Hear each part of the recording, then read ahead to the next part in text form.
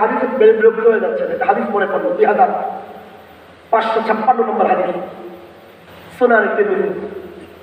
হাদিসের অনুবাদ শোনাচ্ছি। হাদিসে আসছে এক বান্দা হাসরের ময়দানে উঠবে, আল্লাহ এই বান্দাকে বলবেন, বান্দা তুমি ওই গুনাহ করো নাই? বান্দা তাকায় দেখবে, ইন্না লিল্লাহ, আমি যে গুনাহ করতাম তুই তো জানতো না, আজকে তো প্রমাণ পেশ হয়ে গেছে। বান্দা মাথা নোয়া ফেলে, আল্লাহ করছি। আল্লাহ বলবেন, বান্দা তুমি ওই গুনাহ করো নাই? বান্দা দেখবে ওইটাও করছে। এইভাবে আল্লাহ বলতে থাকবেন, গুনাহ বাড়তে থাকবে। এক সময় দেখবে পাহাড় পরিমাণ গুনাহ হয়ে গেছে।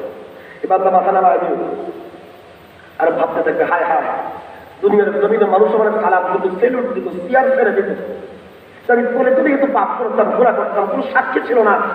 আজকে আমার চোখ কান সব সাক্ষী দিয়ে দিছে, প্রমাণ পেশ হয়ে গেছে, দলিল পেশ হয়ে গেছে। বান্দা কাঁপতে থাকবে। আল্লাহ বলবেন, বান্দা তোমার বিরুদ্ধে সব সাক্ষী প্রমাণ থাকার পরেও না, আমি আল্লাহ যে তোমারই যা আমি করে সব গুনাহ মাফ করে দিলাম। আল্লাহ বলবেন না? নবীজি মাত্র জীবনে 2 বার এমন জোরে হাসছেন যে নবীর এই দাঁত দেখা গেছে। এই হাদিসটা বলার সময় হাত্তা বাদাত নাওয়াজিদুহু, নবীর এই জায়গার দাঁত পর্যন্ত দেখা গেছে হাদিসটা বলার সময়। কারণ হলো ওই বান্দা আল্লাহ যখন বলবে যে দেখাইলাম না, সব মাফ করে দিবে। বান্দা বলবে কি, আল্লাহ ওই যে কোনায় একটা গুনাহ তোর কিন্তু এটা মাফ করো না। তো আল্লাহ মুচকি এসে দিলেন, তো আল্লাহর নবী হয়ে দিলেন। আল্লাহ নবী হাইসা বললেন, আল্লাহ বলবেন, বান্দা সব মাফ করে দিয়েছে, তারপর ওইটাও মাফ করে দিলাম।